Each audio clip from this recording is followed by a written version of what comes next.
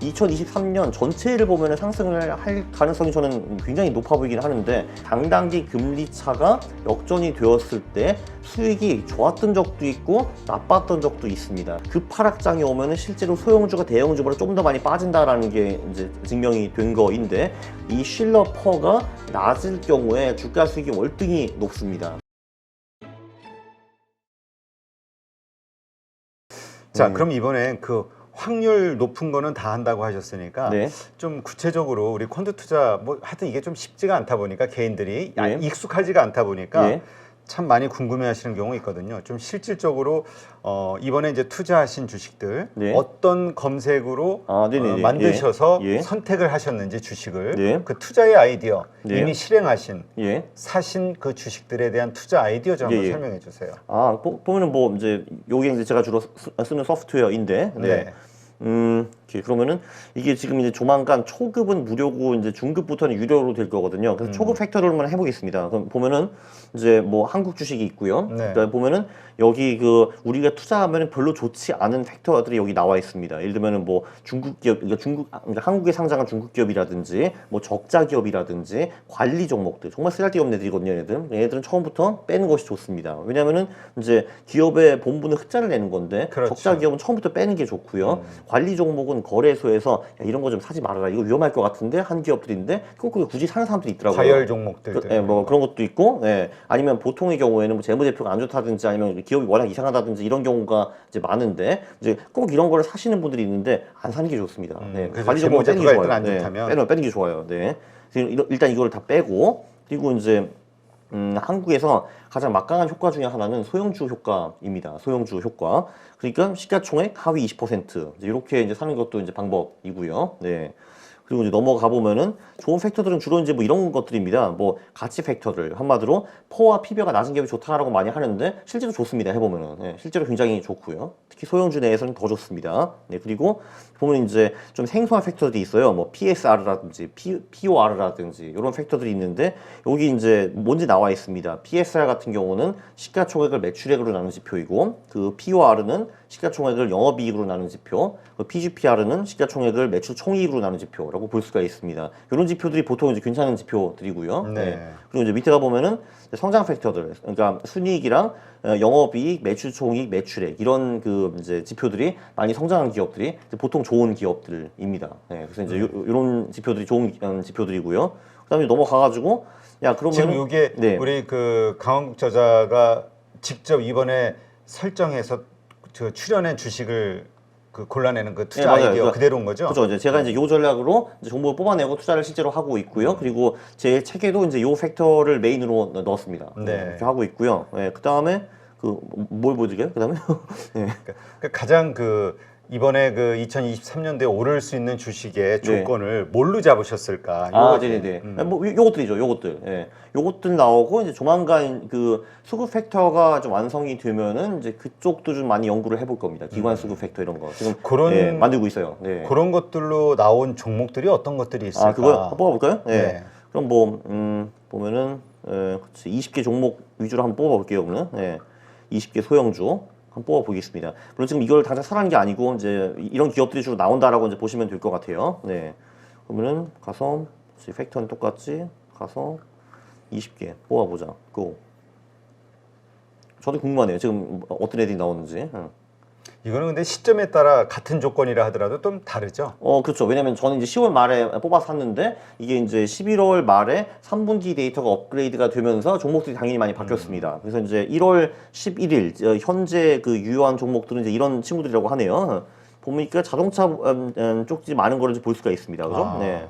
자동차 쪽이 지금 어느 정도 저평가되어 있고, 근데 3분기 실적이 좋았다라고 이제 볼 수 있을 것 같습니다. 이게 지금 소형주를 필터를 했기 때문에 시가총액이 굉장히 낮아요. 다 뭐 500억, 600억, 700억 되는 이제 기업들인데, 그래서 이것만 딱 봐도 난 도저히 이런 거 못 사겠어 하시는 분들이 굉장히 많습니다. 그게 어떻게 보면 하나의 진입정벽이고요. 또 특히 이제 기관들은 절대로 이런 종목들 못 사거든요. 너무 작아가지고. 그렇지. 그래서 이 소형주에서 계속적으로 이제 초과 수익이 유지가 되는 것 같습니다.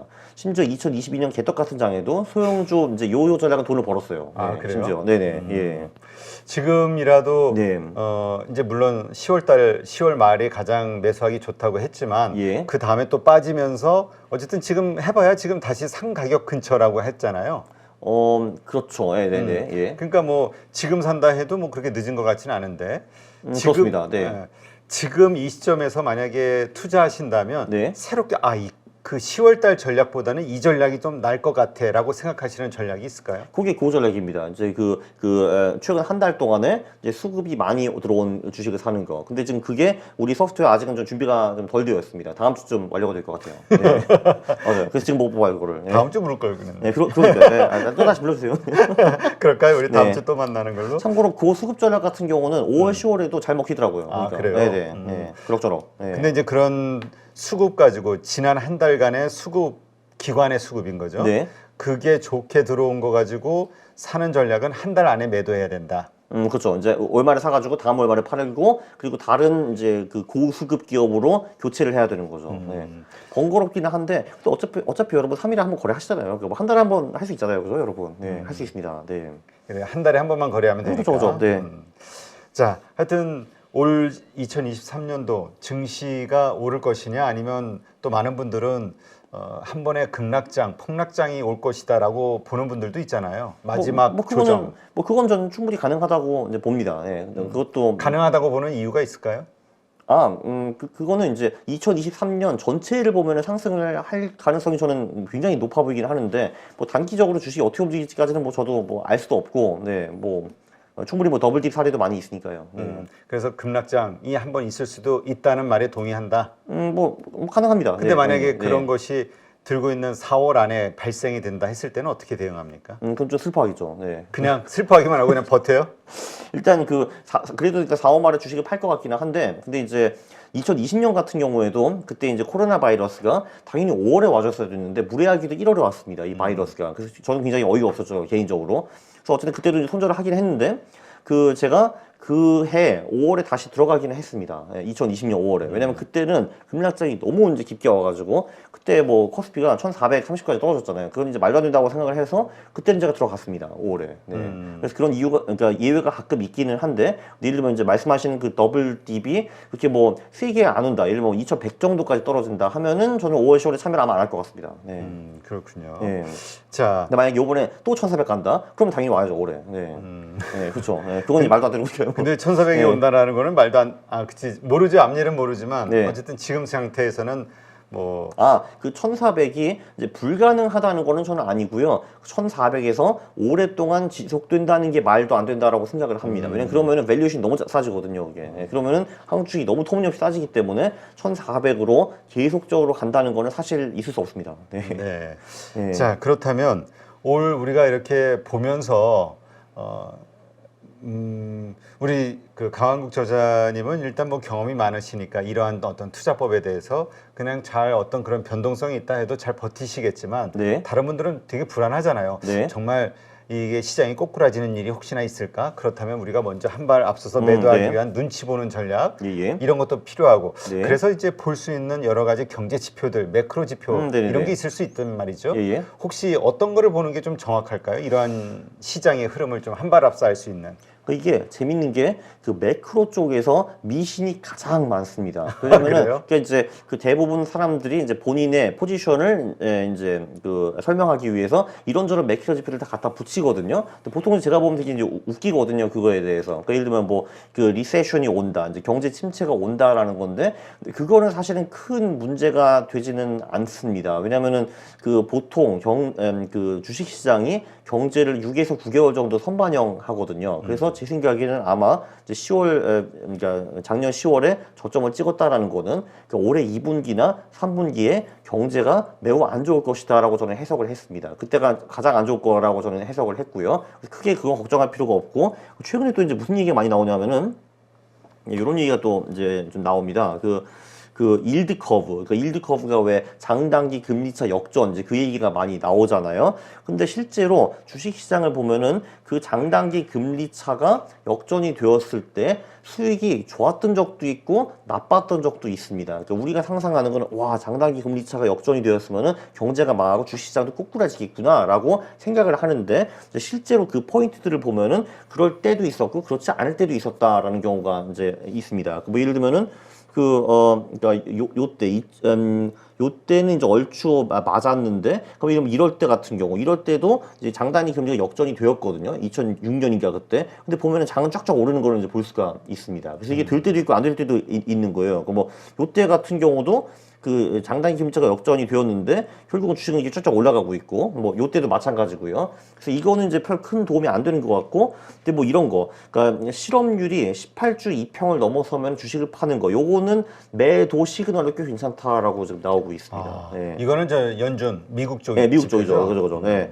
그러니까 요것도 이제 사례가 한 열 몇 번 정도 있는 것 같은데 대부분의 경우에는 이제 좋은 사례로 나왔습니다. 한마디로 실업률이 이제 많이 올라가가지고 18주 2평을 이제 돌파하는 경우, 이제 그때 주식을 팔아버리는 거, 이런 거는 괜찮은 것 같고요. 그래서 이제 최근에 사실 이제 가장 사람들이 막 걱정이 많은 거는 일드 커브, 장단기 금리 역전인데 사실 이거는 이제 맞을 때도 있고 안 맞을 때도 있었기 때문에 그렇게 뭐 대단히 훌륭한 시그널은 아니다라고 볼 수가 있습니다. 실제로 장단기 금리 차가 역전이 되면은 경기 침체가 오는 경우는 상당히 많았던 것 같아요. 근데 그 경기 침체가 또 늘 주가 하락이랑 연동되지는 또 않습니다. 예. 사실 우리는 미국의 경제가 좋은지 나쁜지 관심 없잖아요. 그 미국 주식이 오르니까 이게 우리한테 이제 그렇지. 도움이 되는 거니까. 뭐가 됐든 미국 주식이 오르면 우리에게도 긍정적이니까. 그렇죠. 예를 들면은 미국 경제가 안 좋고 주식이 오른다, 또는 반대로 미국 주식이 막 호황인데 주식이 떨어진다. 그럼 우리는 뭘 선택해야 됩니까? 당연히 그 전자가 중요한 거잖아요, 당연히. 네.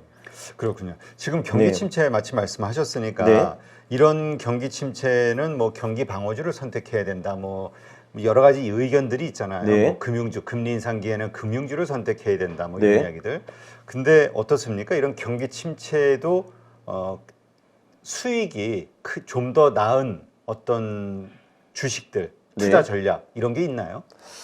그러니까 제 생각에는 이제 뭐 이런 거를 제가 하나 만든 게 있어요. 사실 조금 전에 제가 소형주 얘기를 해드렸습니다. 그래서 이제 이런 식으로 투자를 할 수가 있어요. 25%를 한국 소형주, 25%를 미국 소형주, 그리고 25%는 한국 그 코스피 인버스, 25%는 S&P 인버스, 이런 식으로 투자하는 방법도 있습니다.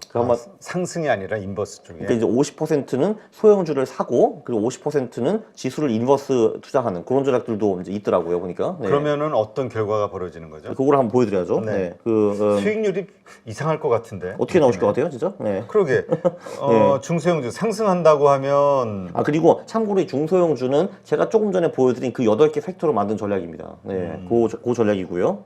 한마디로 그 전략에 각각 한미에 그러니까 25%씩 투자를 하고, 네, 그리고 이제 그 코스피 인버스 25%, S&P 인버스 25% 그렇게 투자하는 전략이거든요. 네. 그렇죠. 그럼 이제 이런 결과가 이제 나오는데요. 그러니까 요게 한마디로 그 소형주 롱, 대형주 숏 전략이라고 이제 보시면 될 것 같고요. 인버스는 대형주에 대한 그렇죠. 뭐 코스피랑 S&P 500은 사실 다 대형주니까요. 네. 그래서 지수 인덱스에다가 그렇죠. 인버스로. 네, 그래서 이제 소형주를 이제 한미 각각 반반으로 하고 이제 롱으로 가고 이제 미국 한국과 미국 지수를 이제 그 인버스하는 그런 전략입니다. 보면 이게 재밌는 게 뭐냐면은 연봉 수익 18% 정도 나왔고요. 그리고 재밌는 게 MD가 12%밖에 안 나옵니다. 그러니까 이 전략이 그러니까 최악의 순간에도 12%밖에 안 잃었다라는 거고요. 그래서 이게 이제 의미하는 벌었을 때는? 네? 벌었을 때는? 그러니까 총 수익은 한 25배 정도 나오고 20년 동안에. 예, 그리고 연봉리 수익이 18% 정도 나옵니다. 18% 정도 벌고. 그런데 이제 MDD가 한 12% 정도 나옵니다. 그러니까 최악의 경우 이제 가장 이제 안 좋은 때 12% 잃었다라는 거고요. 그래서 쭉 이제 보면은 그 연별 수익을 보면은 이제 요 전략이 2008년과 27년 요때만 이제 손실을 냈고요. 그것도 5% 정도. 나머지에는 그냥 무난하게 우상향하는 거를 볼 수가 있습니다. 올해도 벌었죠. 이 의미하는 바는 거의 모든 해 소형주의 수익이 대형주보다 높다라는 거를 의미를 합니다. 네, 그렇죠. 하긴 그 경기 침체, 네. 금리 인상기에 가장 먼저 회복하는 주식의 데이터를 보면은 그 중소형 가치주 네, 이쪽이 맞아요. 네. 상당히 수익률이 좋았다는 뭐 데이터가 있다 네, 이런 얘기를 그렇죠. 저도 들은 것 같아요. 그렇습니다. 네. 그래서 이제 보시면은 이게 보면은 2008년이랑 2020년 요때가 이제 금융위기랑 코로나장이었는데 요때는 보시면은 이제 손실이 좀 발생한 걸 볼 수가 있어요. 물론 손실이 별로 크지는 않습니다. 근데 이거 보면은 급하락장이 오면은 실제로 소형주가 대형주보다 좀 더 많이 빠진다라는 게 이제 증명이 된 거인데 그 대신에 이제 회복도 빨라가지고 그 언더퍼폼하는 기간이 길지는 않습니다. 이런 거를 볼 수가 있죠. 네. 이건 한국 주식도 마찬가지인가요? 아 여기 좀 한미가 섞인 겁니다. 아, 섞인 거? 그러니까 한미가 반반 섞인 거니까요, 이게. 네. 그렇게 했을 때 네. 지금 그리고 여기 이제 데이터라는 지표가 하나 있습니다. 마이너스 0.1이라고 나와 있는데 이게 이제 뭐냐면은 이게 0과 가까우면은 요 전략이 시장과 상관없이 수익을 낸다라는 말입니다. 요 전략은 시장이 오르든 내리든 그냥 무난하게 수익을 내는 전략이라고 볼 수가 있습니다. 네. 네, 그렇군요. 자, 그렇다면 그럼에도 불구하고 지금 그 이미 10월 달에 선택하신 그 투자 전략 네. 그거를 지금 계속 고수하시는 그거는 거잖아요. 하고 있습니다. 네. 네네. 그것이 계속 먹힐 거라고 보시는 거고요. 그쵸.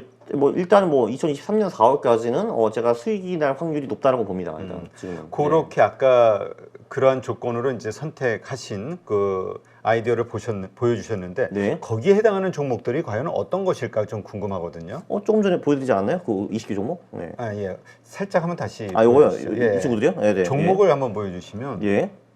저도 얘를 뭐 하는지 모릅니다. 이런 친구들이죠. 네. 좀 더 키워야겠네요. 저도. 네, 회사 이름이 잘 안 보여서. 네, 저도 이게 여긴가? 네, 오케이. 이렇게. 네. 그러니까 이 콘트 투자할 때는 그냥 그 이미 다 안 좋은 것들만 다 걸러냈으니까 재무제표가 됐든 이런 상태에서는 어떤 기업인지 몰라도 그냥 그 조건에 맞으면 그냥 끌고 간다. 그렇죠. 이제 조건에 맞으면 저는 그냥 별 생각 없이 그냥 합니다. 네. 그 후에는 기업을 제가 리서치를 더 이상 안 하는데 그 이유는 뭐냐면 제가 이제 어렸을 때 한 10년 전까지만 해도 이렇게 기업을 뽑아 놓은 다음에 나름대로 개별적으로 또 분석을 또 들어갔거든요. 그래서 이제 50개를 뽑아가지고 20개는 실제로 사고 30개는 버렸는데 근데 늘 제가 버렸던 30개 기업들의 수익이 더 높게 나왔습니다. 공부해봐야 필요 없다. 그렇죠. 그래서 제가 이제 나름대로 CFA 자격증도 있고 그 대학에서 경영학도 전공을 하고 재무제표 보는 법도 다 배우기는 했는데 근데 제가 실제로 그 적용을 해봐가지고 이거는 진짜인 것 같고 이거는 쓰레기인 것 같다 했는데 그 쓰레기들이 보니까 나중에 수익이 더 잘 나온 거예요. 그래서 제가 멘붕이 오면서 그래요 역시 나는 쓸모가 없는 인간이었어 하면서 저를 이제 배제하기 시작했죠. 네, 그랬습니다. 네. 네. 쓸모없긴 그래도 아니 전략은 짜증이 알죠. 네. 근데 재무제표와 뭐 그런 거 분석한 능력 별로 없다라는 게 증명이 겁니다. 그걸로. 아니 그래가지고 직장생활 몇 년 만에 그럼 은퇴한 거죠? 저요 12년 걸렸습니다. 12년. 네. 그래 그 지금 나온 뉴스라든가 이런 거 보면 60억 자산을 만든 예, 예. 다음에 은퇴를 했다고. 네네. 그게 몇 년 전이에요?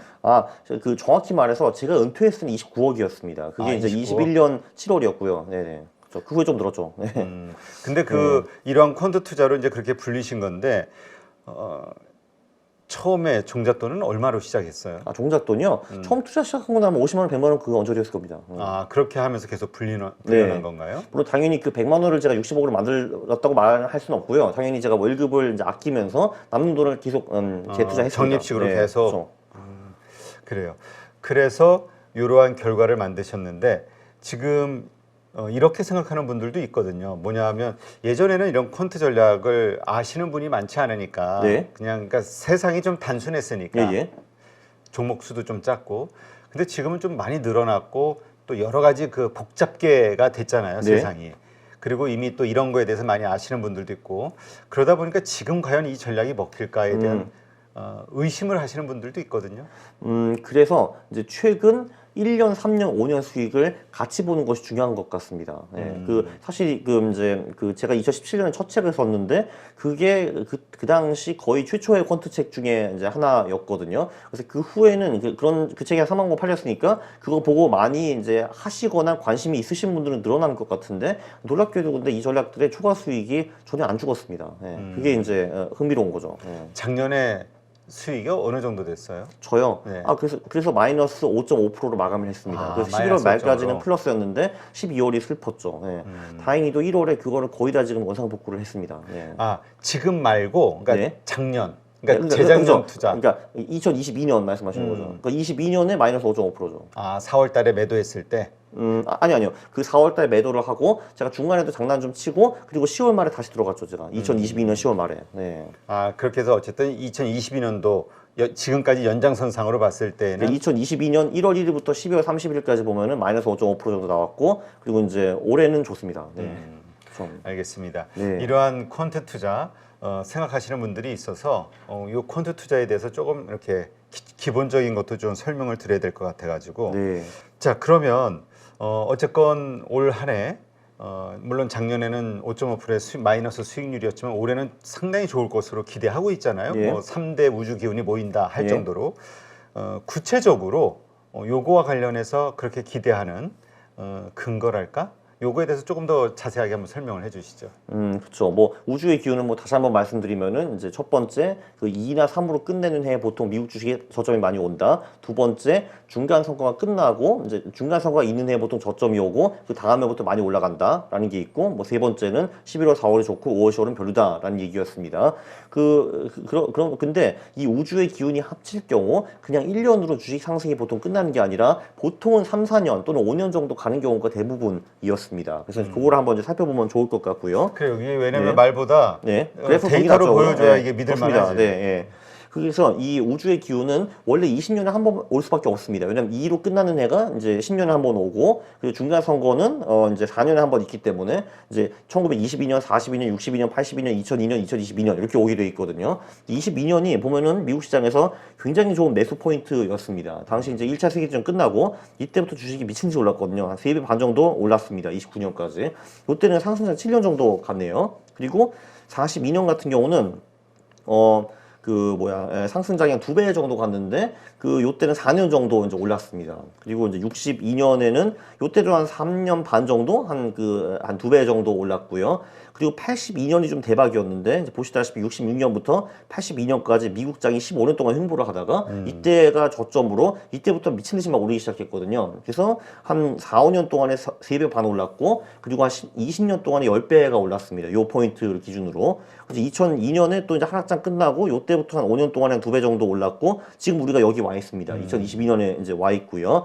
자, 그런데 그러면은, 솔직히 그래서 저는 그냥 그 주식이 오른다는 걸 기정사실로 이제 거의 보고 있고, 좀 많이 오를까, 적게 오를까, 이제 그런 거를 좀 얘기를 하고 싶은데, 또 하나의 유용한 지표가 하나 있는데, 그게 뭐냐면은, CAPA라는 지표가 있습니다. 왜 P는 우리가 잘 아는 per랑 똑같은 개념이고요. 여기서 CA가 cyclically adjusted, 그러니까 계절성을 맞춘 이제 per 지표다라고 볼 수가 있는데, 이게 이제 쉴러라는 교수가 만들었습니다. 이 양반이 이제 노벨상도 받았죠. 2010. 실러 지표 예, 그렇죠. 들어본 것 같아요. 그죠. 이게 쉴러 지표인데요. 쉴러 지표 같은 경우는 1년이나 2년 수익에는 그렇게 큰 영향을 미치지 않는데, 이제 한 5년, 10년 텀으로 투자를 할 때는 이 쉴러 퍼가 낮을 경우에 주가 수익이 월등히 높습니다. 그런데 여기서 이제 볼 수가 있고요. 예를 들면 이제 쉴러 퍼가 10 이하일 경우에 우리가 5년 또는 10년에 투자했을 경우에 이 정도를 볼 수가 있었어요. 미국 주식에서. 예. 반대로 쉴러 퍼가 30 이상일 경우, 이때는 이제 향후 5년과 10년 수익이 매우 저조했다라는 거를 이제 볼 수가 있습니다. 그러니까 쉴러 퍼가 높으면은 미국 주식이 고평가되어 있다는 거고, 그럼 그 고평가를 해소하기 위해서 5년, 10년 동안에 돈을 거의 못 번다라는 얘기거든요. 예. 그런 논리가 나오는데, 이제 보면은 1922년과 42년에는 쉴러 퍼가 매우 낮았고요. 그리고 이제 62년에는 좀 높았어요. 높은 수준이기 때문에 이때는 중박 정도가 나왔습니다. 중박 정도.